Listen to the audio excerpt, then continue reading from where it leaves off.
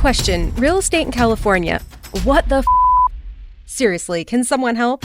What's an escrow? What's an ARM? What is an REO? What is pre-approval? Can I get pre-approval? Why is inventory so low? Why are interest rates so high? Oh, interest rates not so high? How low is low? How not so high is right. Before you go down the road of questions, get expert help at championsofhome.com. California Association of Realtors. Who's your realtor?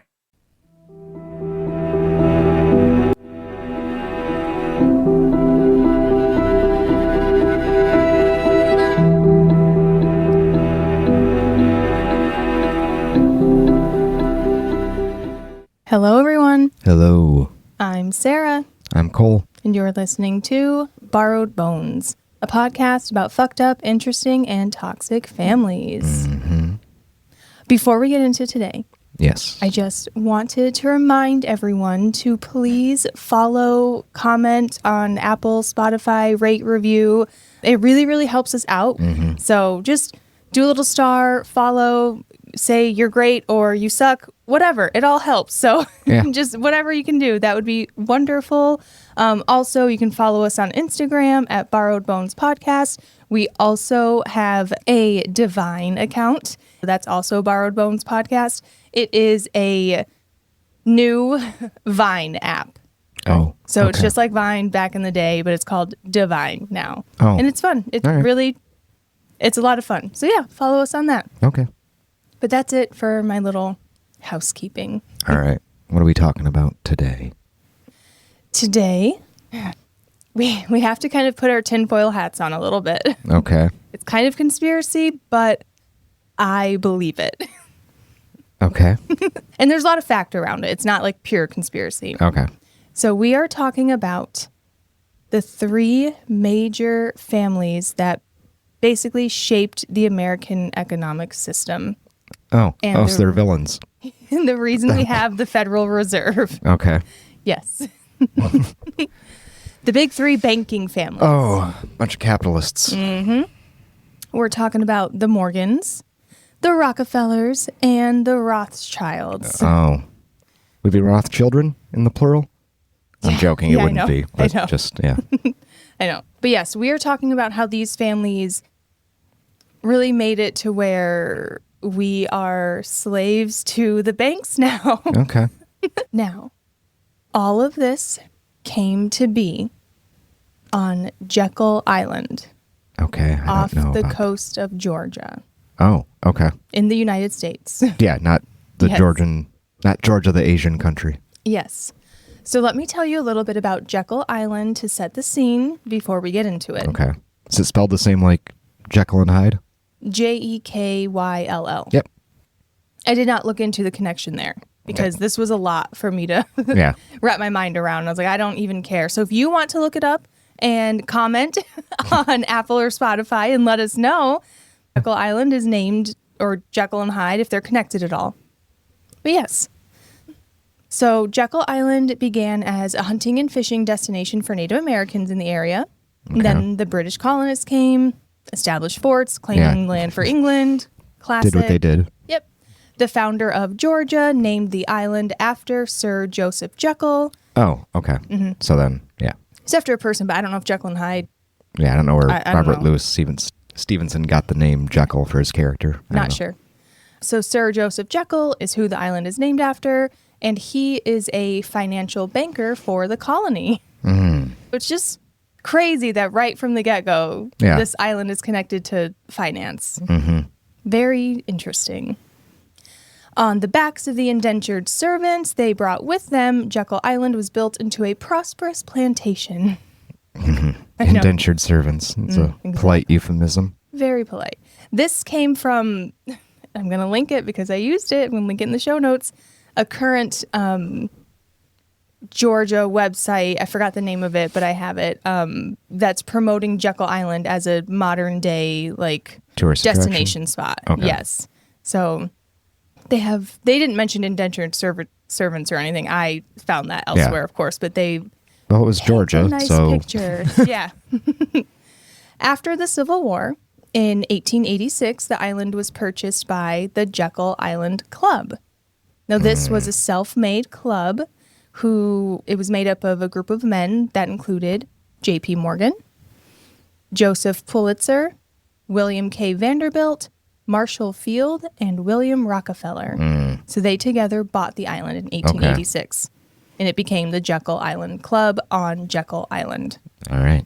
A very high vacation destination hunting spot. In 1904, Munsey's magazine called the Jekyll Island Club the richest, the most exclusive, the most inaccessible club in the world. Oh. It's a glorified circle jerk for rich guys. That's probably literally what it is. Yeah. It's like Bohemian Grove in California. It's the exact same kind of thing where all these rich Republican muckety mucks go every year for a 2-week closed quarters soiree. No girls allowed. It's like, all right. Anyway. Yeah. Yes, it's very much like that. Yeah. Jekyll Island was eventually sold to the state of Georgia in 1947. Like I said. Probably for a mint. To this, I don't know how much. But to this day, the state of Georgia still owns it. It's public. Okay, it's a destination spot for tourists who want to see the mansion-sized cottages that the members built. Mm-hmm. There's a chapel that you can go visit. Apparently that was a big deal. Oh. And a plantation to look at as well. Oh. Yeah. It's where they sacrifice the virgins probably to the demon god something. Yes. Yeah. And in this website, it never mentions the meeting on Jekyll Island. It just mentions how the highbrow went there and like the elites went there. So it's super famous and super grand.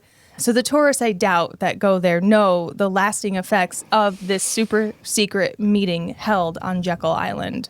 From this meeting, the Federal Reserve was born. And because of that, the Great Depression was worse than it needed to be. Okay. We're not blaming this meeting and the group of men on, we're not blaming them for the Great Depression, mm-hmm. but there's some economists out there that are like, they could have helped, and they chose to let it go. Every rich person could help and chooses not to. Yep. So now we have the background. Mm-hmm. I'm going to get into it now. Okay. It's going to be nitty gritty. It's a little history heavy, but we need to know all of this background in order to understand why this super secret meeting that happened in 1910 matters so much. All right. I found this documentary on YouTube, and it's just called Jekyll Island. Okay. What? I was just going to make a joke like, it's on YouTube. So. Well, it wasn't originally. Okay. It was originally on TV or something. It has an air. It's a real. It's solid. Yeah, it's not current. It's from 16 years ago or something. And it gives that vibe of 16 years ago. Mm-hmm. The narrator is fantastic, and the channel on YouTube is called The Still Report. If you want to look at it, I do link it in the show notes as well, so you can find it. So this narrator is great. So I'm going to play a clip with him. And this is how he introduces Jekyll Island. This film is about the greatest ripoff in history, the very way money and debt are created and controlled. This affects everyone on the planet and is the basic cause of all of our economic problems today.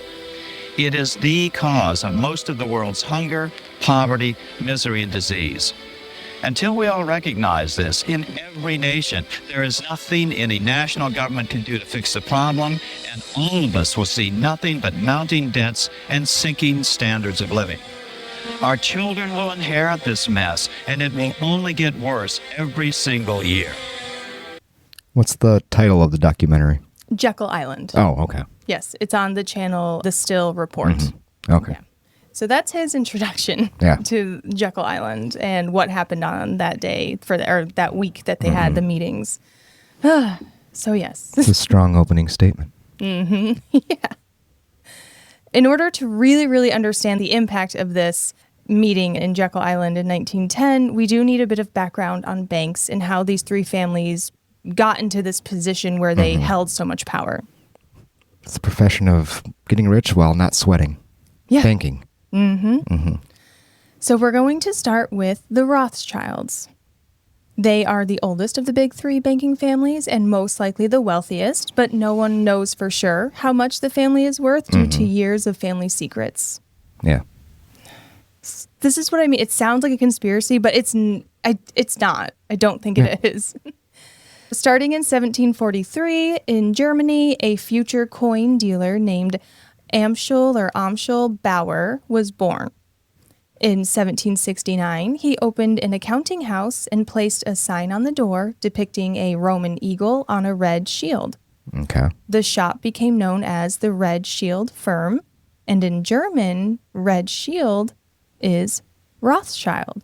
Oh, okay. So their original last name was Bauer, and then it turned into Rothschild. Okay. So they changed their name for the branding. It's for the brand. Yes. The little TM at the back of their name. Yes. Yeah.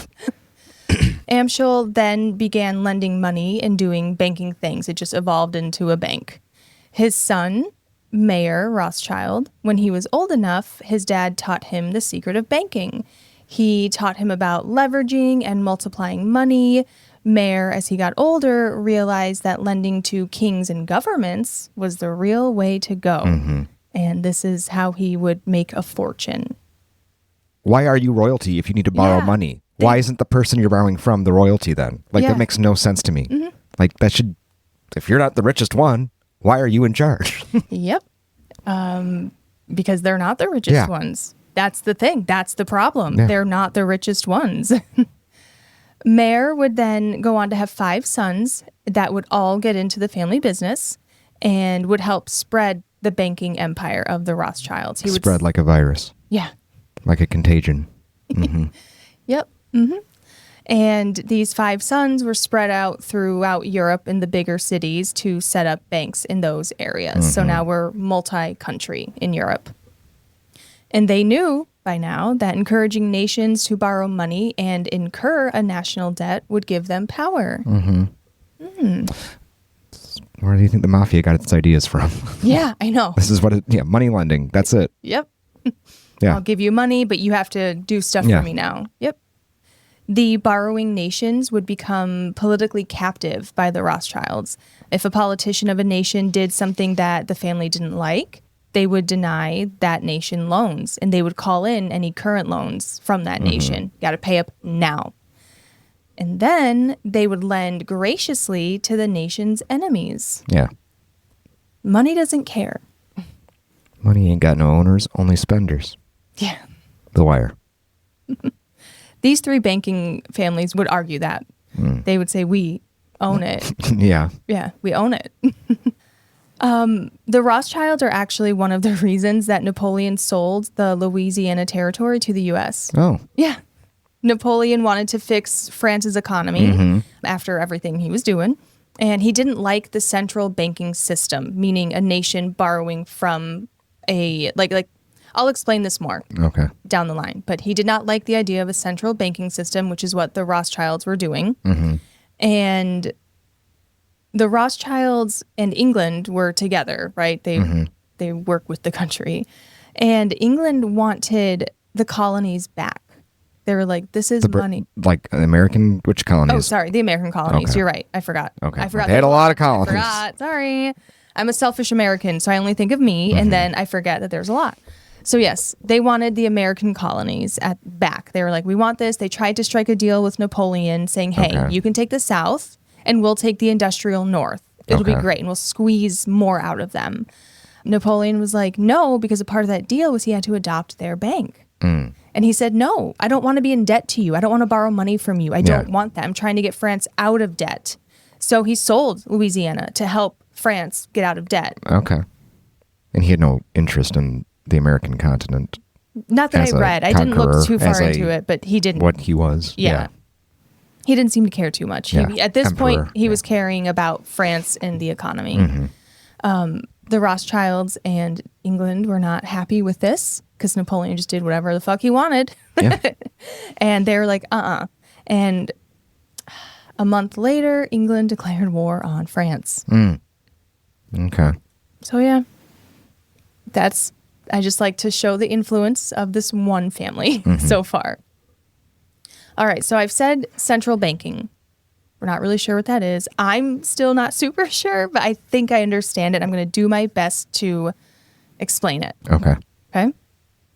We're going to go way back to when goldsmiths were the first bankers in England, like the 1600s. Okay. They would have secure vaults to store gold, And they would hold people's gold like, hey, we'll hold it for you safely. Yeah. And we'll write you a receipt for your gold. It's always absurd to me that we as an entire species have agreed that gold is valuable because Sumerians and Egyptians just decided, ooh, and we just stuck with it. And no one, like, it doesn't actually, it's not really, we just decided it's valuable because we think it is. Yeah. And every society since has been like, yep, let's just follow the lead of the Egyptians on that. Mm-hmm. Why? Anyway, I can't say why it began. I mean, I'm assuming because it was rare. So they were like, this is cool. It's rare. We want it. Whatever. I don't care about that. I don't want to get focused that far back. We're already in the 1600s. So let's stay on track here. Okay. We have to hone in. But they did try. This is the journey of them trying to not care about gold. Like before this, there were tally sticks, and tally sticks were literal long sticks that you tallied every time you paid a tax. You paid a property tax or some type of a tax. And then they would split that down the middle lengthwise, and a receipt essentially would be given to like the king. And then you would keep another one. And that was a better way to decide how much money you had because it was based on property. Which makes sense. Property is more valuable than gold, really. Getting back to the goldsmiths. So in the 1600s, they had gold. They would store it for everyone because not everyone had a place to keep their gold. And they would give receipts. I think it was like one receipt per ounce of gold. So you'd have like multiple receipts for however many ounces. Eventually, people began trading their receipts as payment instead of going to the vault, getting their gold, and giving it to someone. They used their receipts. And then the goldsmiths realized that only about 10%, about 10% of the depositors wanted their gold back at any one time. So there's never a moment where everyone wants all the gold at once. So only about 10% will withdraw it at a time. So they figured that they could lie. They could print, 10 receipts for 10 ounces of gold for someone, but then they could also lend out extra receipts to people that don't actually have a gold backing. Okay. Because there's gold in their vault, but let's say you have 20 ounces of gold. I give you 20 receipts for it. It's the exact amount. Okay. And then someone else comes in and they said, I need money. I need gold to do something. Will you loan me some gold? They go, oh my gosh, yeah, I can. Because let's say you took out 10 ounces of your gold after putting in 20. Okay. And then they're like, well, Cole already took some stuff out. We have his extra gold. We'll just use this gold to give to this guy in hopes that Cole doesn't come back trying to collect the rest of his gold. Okay. It's a little bit of a risk they're taking. But because they have multiple depositors, it doesn't really, it's not too risky. Yeah. We're all on the same page. Okay. I know this might get a little boring, but I promise it's worth it. I promise it's worth it. Okay. Okay. I just needed to explain that so numbers we understand. and amounts are not my forte. I know. Saw it just kind of, So basically, everyone's depositing gold, and then someone can come in and say, I don't have any gold, but I need to buy this farm. Will you lend me money? That banker, that goldsmith is lending out your money to that person. That's all you have to know. Okay. So if everyone comes back to collect their gold all at once and this lender has been giving out money, he doesn't have all your money. He fucked up. So depression. And that's still how it's done today, basically. We give money to the bank. The bank will then loan money elsewhere. If you're a millennial, you remember all the student loan things happening. I forgot the names of those lenders, but it was like 2008, 2009, 2010, somewhere in that range where they went bankrupt because they lent out too much. Banks were lending out too much. It was too much and no one was able to pay it back. Oh, okay. So then they had to go bankrupt, but then the government bailed them out, blah, blah, blah, whatever. But so that's how depressions happen. Eventually, the goldsmiths all banded together and they would control the economy, essentially. Yeah. They would say, we can choose to not lend out money, or we can choose to lend out a lot of money, or we can call in the loans and make everyone pay us back. We can just play this game with the economy. And by the mid to late 1700s, the Bank of England, which was founded in 1694 or whatever, it was pretty greedy already, even though it was only founded like not that long before. And they wanted to squeeze as much out of the American colonies as they could, which then led to the American Revolution. Greed has no ceiling and stupidity no bottom. Now, the Americans did not want a central banking system. They felt it had too much control because they're against kings and one central power at this time. They're really high on that. Today, we love it. But, back then we didn't. And they didn't think that one thing should control all of the money. They're like, this doesn't make fucking sense. Like, and now we just want daddy to take care of everything. Yep. Just give it all to daddy. The Americans preferred independent state banks at this time that were not controlled by a central bank. I know the U.S. didn't even have a unified currency until like 1863. Yeah, like during the Civil War. Act Yeah, of 1863. Like individual banks just issued their own currency all over the country, and like your money from a bank in Massachusetts might not be exchangeable to a store in Illinois. Yeah, which was an issue with the state banks, and that's why the central banking system was trying to come in and take over. But Americans were like, no, we don't want that though. We want something like in the middle. Let's figure this out without a debt needing to be incurred in order to use the bank. I just wanted to highlight a few of the American leaders of the time that were fighting against this, that spoke out against it.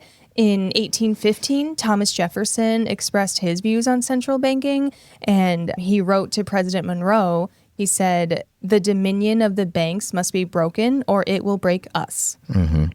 There was another gentleman named William Jennings Bryant who ran for president 3 times but never made it. He was very against just one big bank.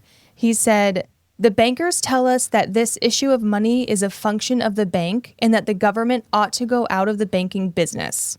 I stand with Jefferson rather than with them and say that the issue of money is a function of the government and that the bank should go out of the governing business." Yes. So the bankers are like, hey, let the experts handle this. We're the experts. You don't have to let the government get worried about this. And then Jefferson and Bryant are like, no, what? I think we do need government oversight. Yeah. Hold on now. This isn't, nope. Another interesting one was Andrew Jackson. Old Hickory. Yeah, he was against the central banking system. He was against minorities existing too. Yeah. A broken clock is right. A broken clock finds a mushroom every now and then. What does that mean? It's combining 2 adages, like a blind pig finds a acorn or finds a mushroom, finds a moral. Oh, okay. I've never heard that. It's the same principle. One. Okay, I've never heard that one. Just combine the 2. No, never heard it. But yes, so President Andrew Jackson, in his inaugural address, he said, "I have no hesitation to say, if they can recharter the bank with this hydra of corruption, they will rule the nation, and its charter will be perpetual and its corrupting influence destroy the liberty of our country. When I came into this administration, I had a majority of 75. Since then, it is now believed the bank has bought votes in Congress." So he's saying, I have less now, and I think the bankers are buying people in the government. Whoa, crazy. Yeah. It's weird to hear historically people be surprised by things that we just like, that's just how it is. Yeah, that's how it's been this whole time. Yeah. And now we're just now kind of realizing it, but it's too little too late. In 1835, Jackson was able to pay off the last of the loans that America had incurred when taking out loans through through the European banks and Rothschilds and things like that.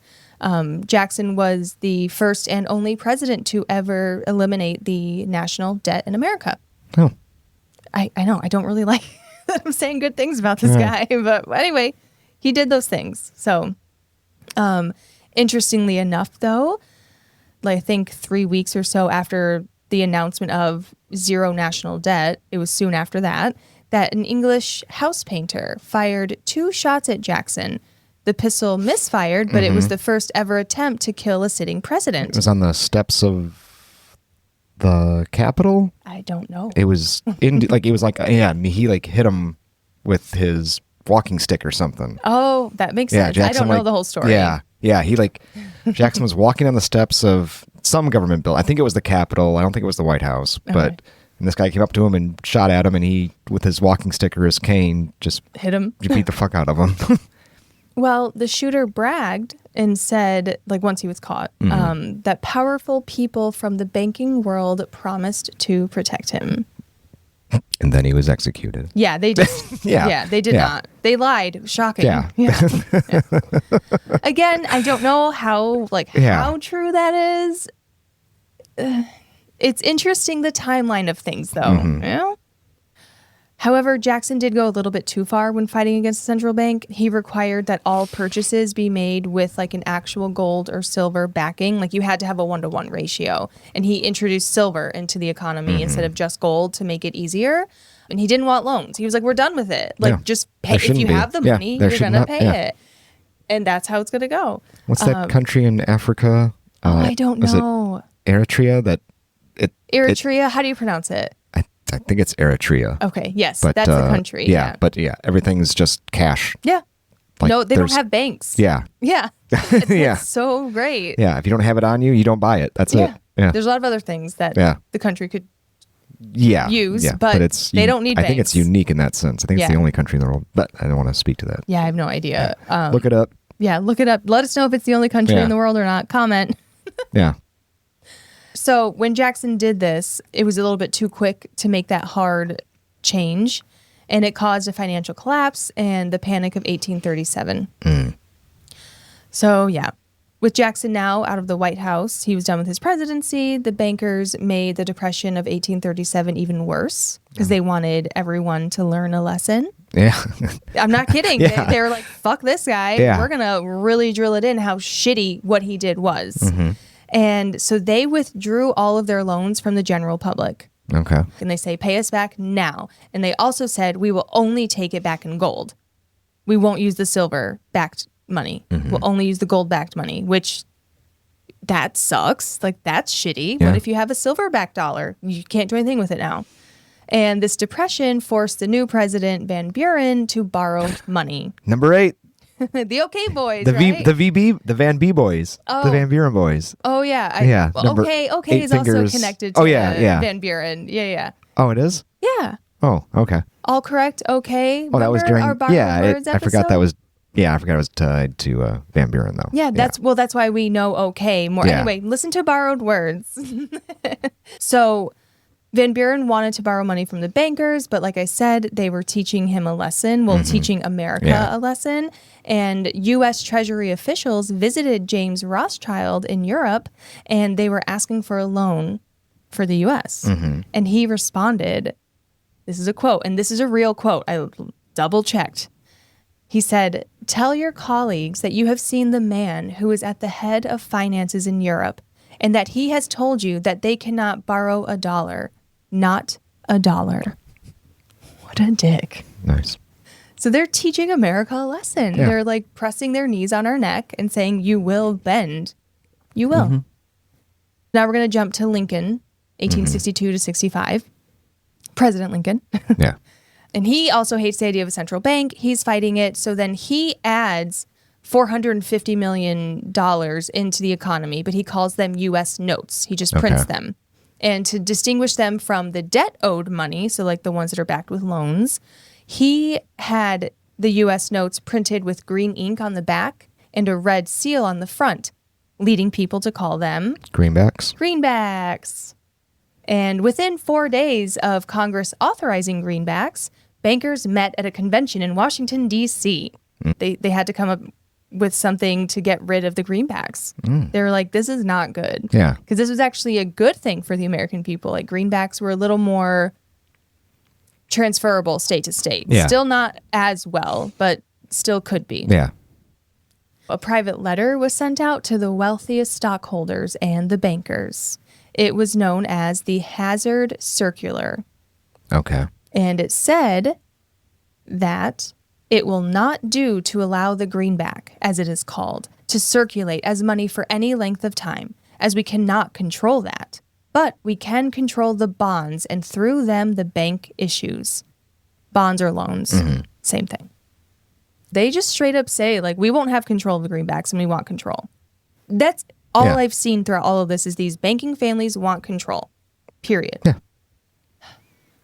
So we're not deep as a species. No, we're not. Greed and control and dominance. That's it. Yep. That's it. Yep. money is just a means to that. Yeah. That's all it is. They don't need the money. Just freeing yourself from any consequences. That's what the rich ultimately want. Freedom from any consequence to anything. Yeah. And that's what Musk's and his ilk have attained. Freedom from consequence. Yeah. All billionaires are bad. Mm-hmm. Every single one of them. Yeah.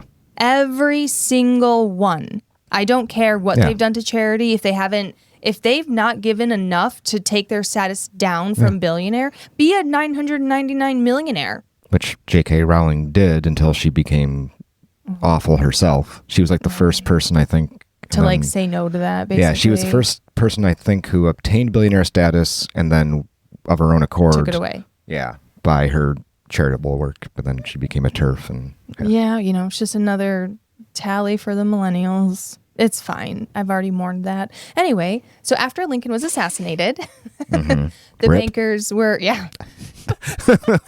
R.I.P. I know, but I've never heard someone say rip after we talk about Lincoln's assassination. R.I.P. It's been long enough. We can finally make jokes about it. It's okay now. It's too soon. It's too soon.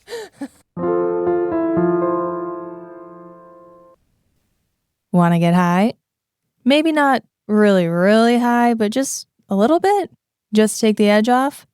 With Good Feels, you can do just that.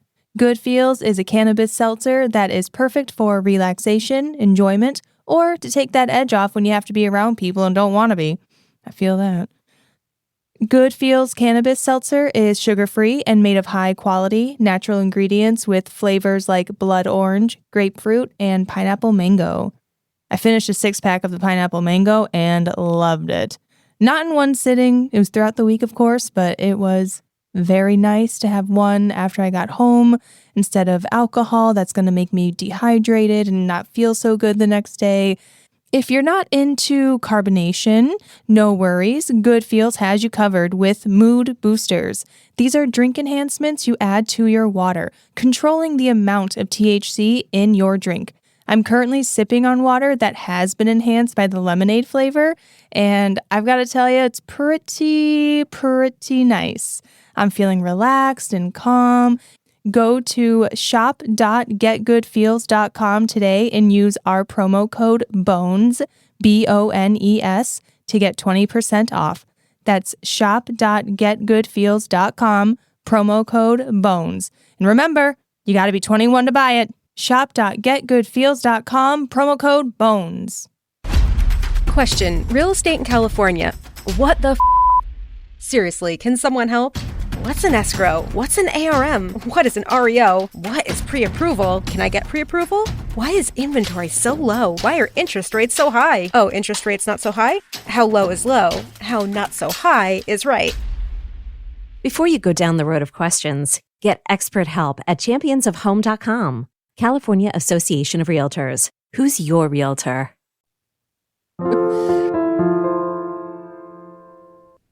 So after he was assassinated, the bankers were back at it, and they bought more politicians and convinced Congress to slow down or pull back on the greenbacks. They're still out there, but not as much. So these bankers are inching slowly, and this has been years, right? It started in the 1700s. Centuries. Yeah. Well, at this point, it's been almost it's been a century at this point. Yeah. So now the London banks were selling U.S. government bonds because we needed it, and we got more and more in debt to London, to England. Yeah. The London-based chief financial agent selling the U.S. bonds was named Junius Spencer Morgan, the founder of J.S. Morgan and Company. JP sounds better than JS. Is that why he changed it? He's a different guy. Oh. He's an American, but he's in England doing banking. He's a part of the banking world. His son, John Pierpont Morgan. Oh, yeah, Pierpont. Better known as J.P. Morgan today, but back then he went by Pierpont. His dad, Junius, taught him the family business. So that's where we get J.P. Morgan. Yeah. I don't trust adults who go by initials. He didn't. He went by Pierpont. Okay. I would go by JP if it was. Exactly. I think Pierpont is worse. Horrible name. Yeah. Sorry to all the Pierponts out there, but you probably know it already. I've never seen this name before, but it's Pierpont. And so, yes.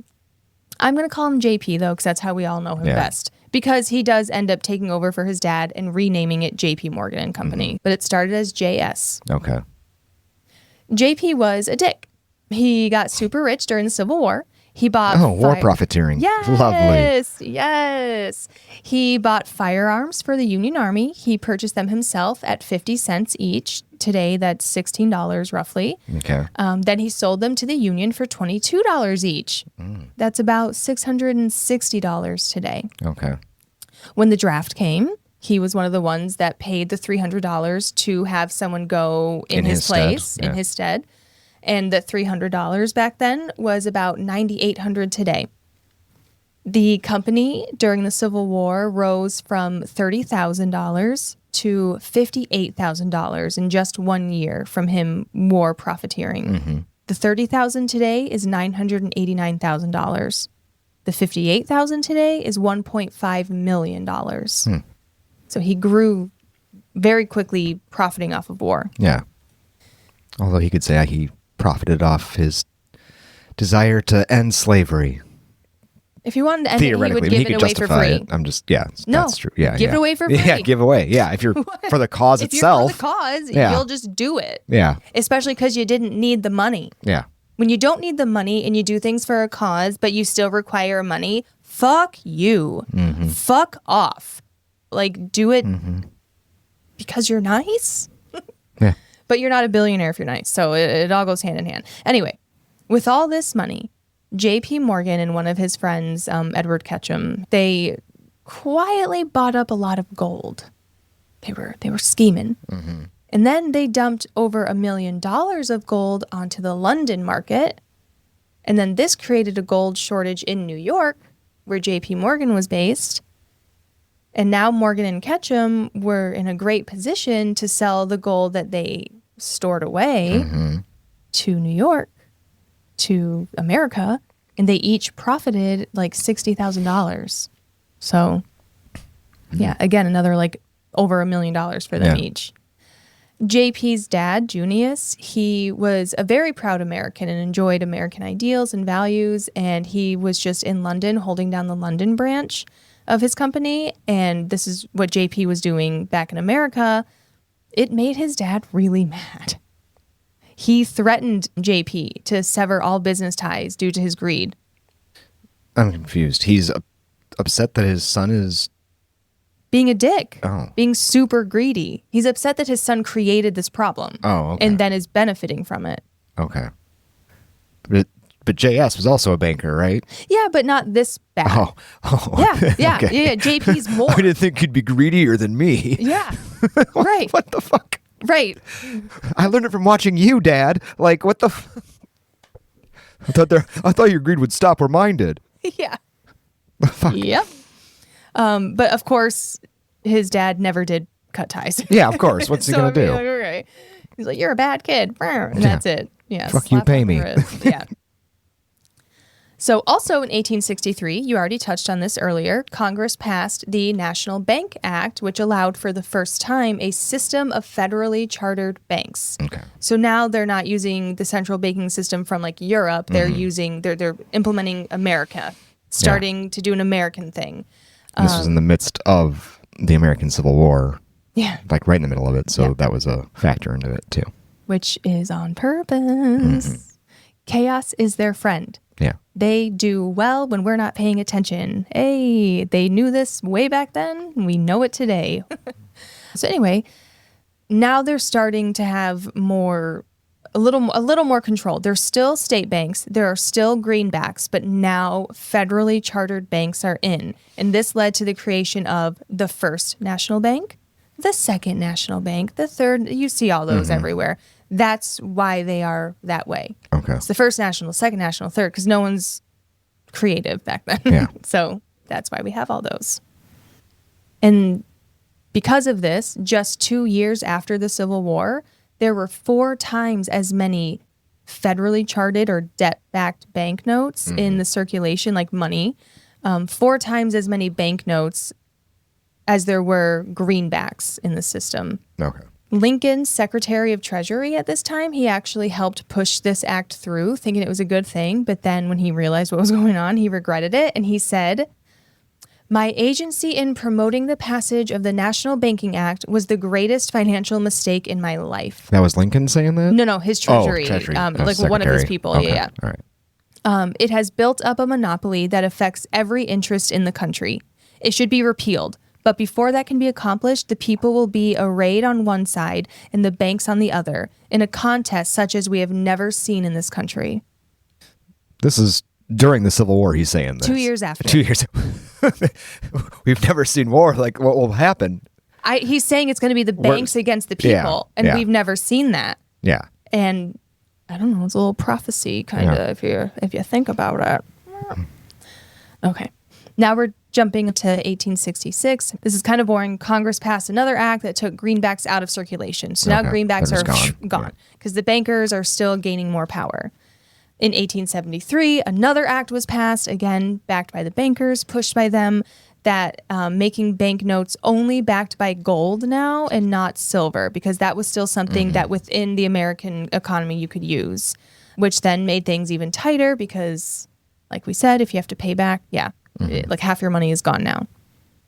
However, at this time, independent banks were still around, and we jump a little bit further in 1878, Congress didn't like repeal anything, but they said, no, we can bring silver back. We can still do greenbacks. Like it was this back and forth for like a chunk of time in America. So the American people were getting tired. They were like, can we do this? Can we do that? Can we do this? Can we do that? It was a lot of back and forth, very confusing to me. So that's the best way I can explain it. Of course, bankers wanted all of the control. So in 1891, a memo was sent out by the American Banking Association, or ABA, and it called for bankers to cause a depression on a certain date 3 years into the future in 1894. Okay. The memo said, on September 1st, 1894, we will not renew our loans under any consideration. On September 1st, we will demand our money. We will foreclose and become mortgagees in possession. We can take 2/3 of the farms west of the Mississippi and thousands of them east of the Mississippi as well, at our own price. Then the farmers will become tenants as in England. Is that fucked? Yep. They planned a Great Depression. Or of depression. People are scum. Yeah. Closer to the 1894 deadline, another memo was sent out, but it was public and like printed in newspapers. Okay. So March 11th, 1894, it was called the Panic Circular. The memo urged all national banks to take all the silver dollars and silver certificates as well as greenbacks out of circulation. It's like demanding a finality to them. No more back and forth. They wanted that gold-only money system forever. Loans were called in. A ton of money was taken out of circulation, causing the Panic of 1894. European investors were also calling for their money to come back, which of course caused even more of a depression. And JP wrote a letter to his brother in regards to the gold-only system. He wrote, "As a man of sense, I am a gold bug and support a gold bug government and a gold bug society.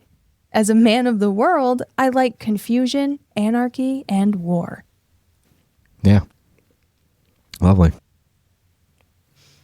Was it anarchy, confusion, anarchy, and war? Some men just like to watch the world burn. Yeah, I think he's one of them. You get so much money, you get bored, right? We're watching it in front of our very eyes with all these billionaires. Yeah. You get bored and you just, what do? Build buildings in China. Yeah. I don't know. So JP had a plan because he still needed to win over the public opinion on central banks. That's what's really holding them back, because people were rioting at certain points. People were getting violent during certain points. Like there was a lot of chaos surrounding banks in America in the early years. And he was like, okay, we're not winning. We really need to figure out how to win them over. So he and the Rothschilds financed the newspaper, the Chattanooga Times. And this owner was a lover of gold. He aligned with them. And Morgan and Rothschild gave him enough money to buy the New York Times. Oh.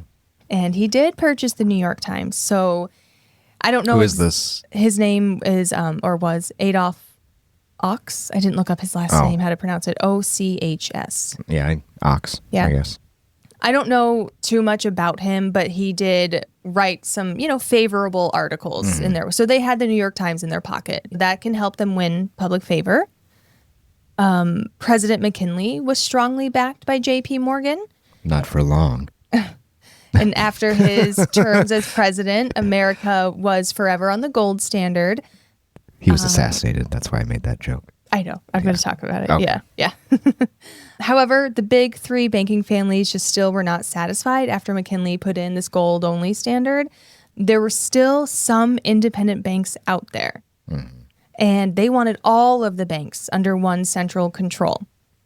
However, when McKinley was assassinated, that fucked it all up again. Because who took over? Teddy Roosevelt. Yes. Do you know what? Trust buster. The trust busting fiend. Bust this. Yes.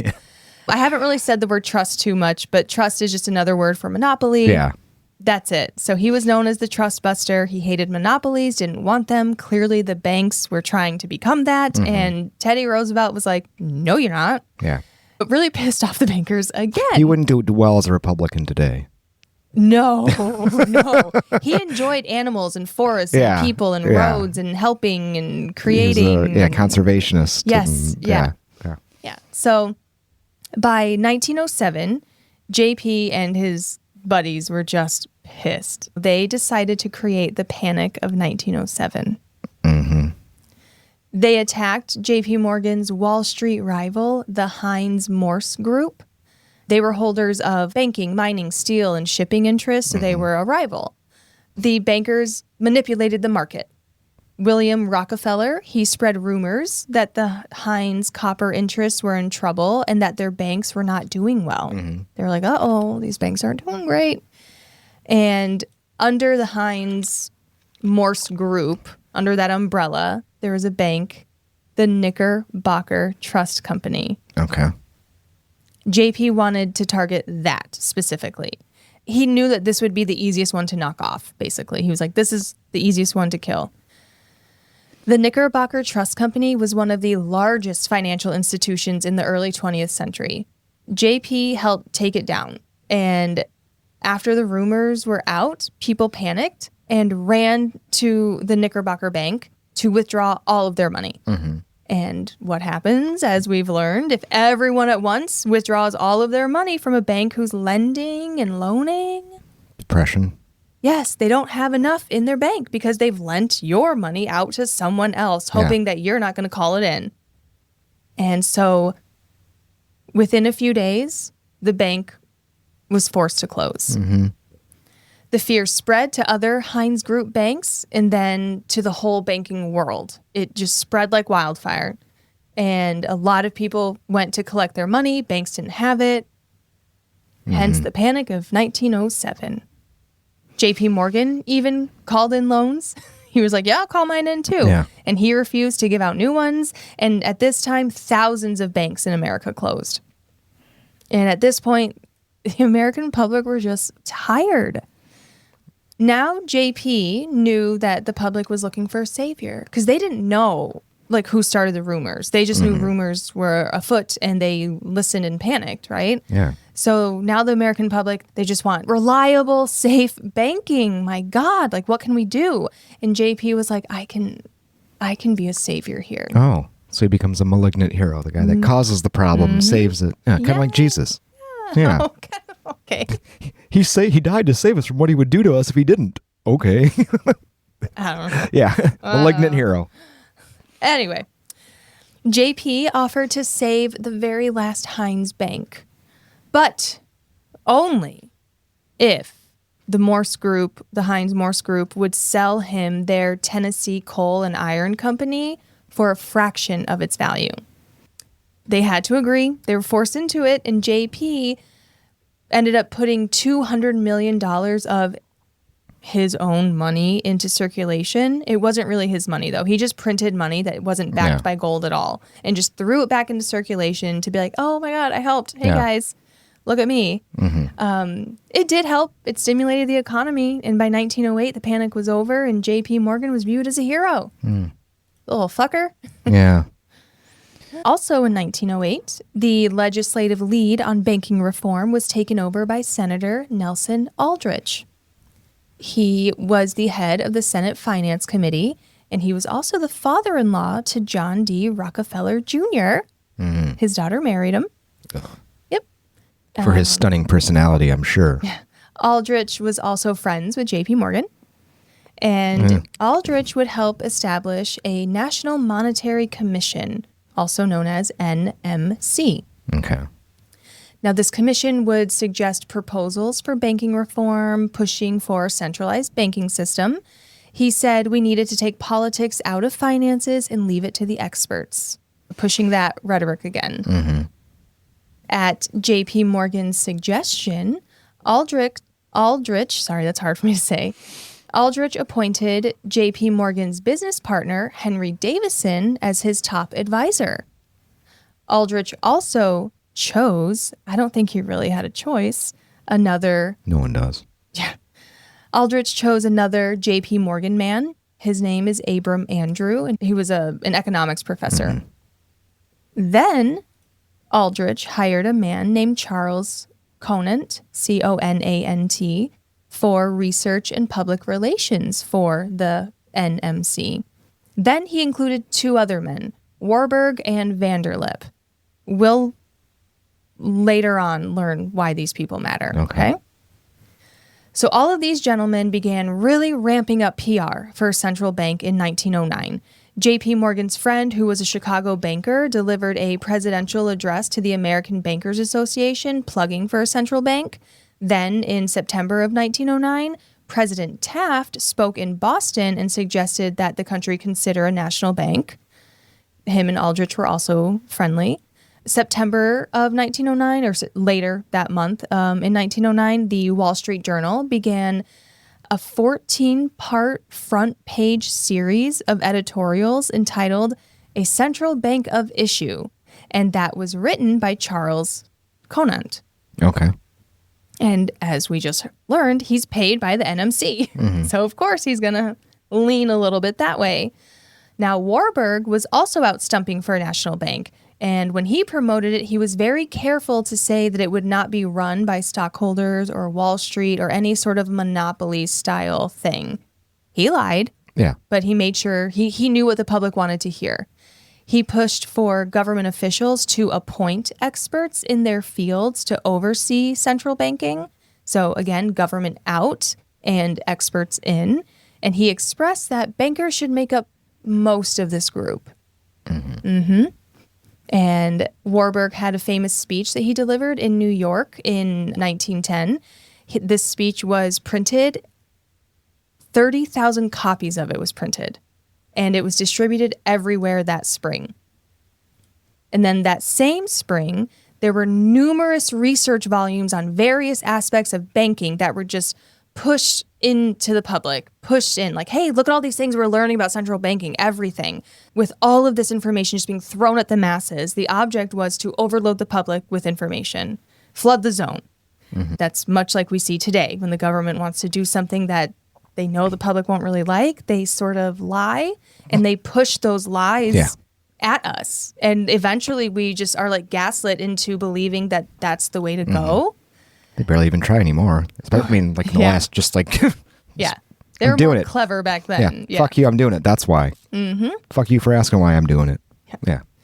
So the public at this point was starting to bend. They were like, fine. It's like the latter half of 1910. Again, they're getting tired.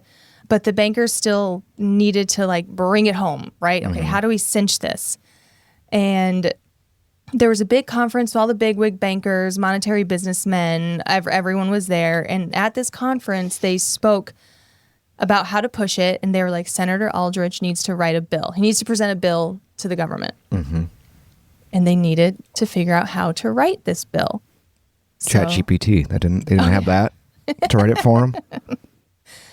I guess no, but they needed to iron out the details. What's everyone going to agree with, right? Yeah. We all know we need this goal, but how do we get there?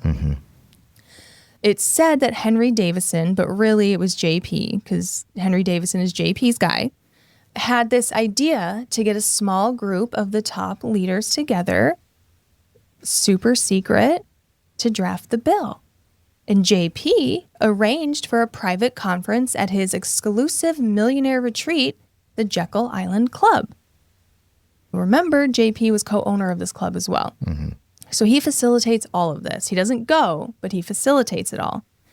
November 22nd, 1910, Aldrich and his crew went in a privately owned chartered railroad car from New Jersey to coastal Georgia under the guise of a duck hunting trip. Only 6 people were allowed to attend this super secret meeting, and those 6 people reflected the power structure. Mm-hmm. We have Aldrich, who's in Morgan's pocket and the government's pocket. The Rockefellers. And he's connected to the Rockefellers. I keep forgetting about that because of his son-in-law.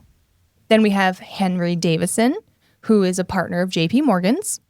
Then we have Paul Warburg, who is a partner of Kuhn and Loeb, which we don't really need to get into them, but if you're in the market, that's still a name that's recognizable today. So that's another big company there. We have Frank Vanderlip, who is the vice president of Rockefeller's National City Bank in New York. We have Charles Norton, who is the president of J.P. Morgan's First National Bank in New York, so not the Citibank, but another one.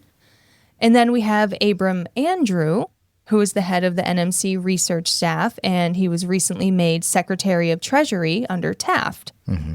He also had interests with Rockefeller and Morgan's businesses. There were a few other men that may or may not have been there because it was so secret. I don't know exactly all the names, but these are the ones that are the most likely, the ones that we do know were there. So there's a few other ones that might pop up if you do your own research. I don't really know exactly. This is where the tinfoil hat kind of comes into play. These men meet on Jekyll Island for a week and have this secret meeting. And this is where the Aldrich Bill is forged. And this bill would result in the creation of the Federal Reserve in 1913. And this is also the reason that the Great Depression was so bad. But we will get into all of those details. It's like a preamble too. For part 2. Oh, Yes. I'd hate to be the cleaning lady who went to that Jekyll Island after they were done. Yeah. It was Probably like a week. like a Jackson Pollock painting in there. Yeah, they were there for like a week, maybe 10 days, but like a week. And this is, super secret. We don't know exactly what they did, but they went duck Connive hunting. hard, bang hard. Yeah. That is the background. We needed to know all of that to understand why this meeting matters, why these 3 big banking companies can just suck a dick. I don't know what else to say. It really sucks. We were forced into this, and here we are. But yes, for part 2, it'll be less money, and more of what happened on Jekyll Island, what went on, and the aftermath of it all, because Americans did see what happened after it did. They realized once they were punked, I guess. They realized it after the fact. A little too late, but they were mad. And there were some... They went after them. They went after these guys. Not well enough, apparently, because we're still... Nope, not well enough. I mean... Nope. Nope. Spoiler, they lost. Yeah, we lost. Yeah. The bums lose. Yes. So there's definitely going to be a part 2. I just could not fit all of this into one part, and I hope that it made sense. Haha, no pun intended. Yeah.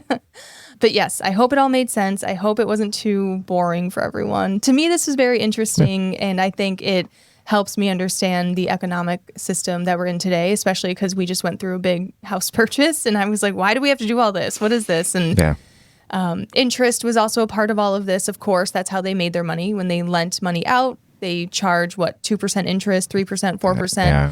They're lending your money out and making money off of it when you're the one taking that risk. Your fellow man is always out to hurt you, never out to help you. Yeah, you don't. That's the rule of thumb everyone should know. If you teach your kid one lesson, it's everyone around them is out to hurt them. Yeah. Even if they pretend they're out to help them, it's to line their own pockets in the end. The more you know. Thanks for listening. See you next time. Bye. Bye.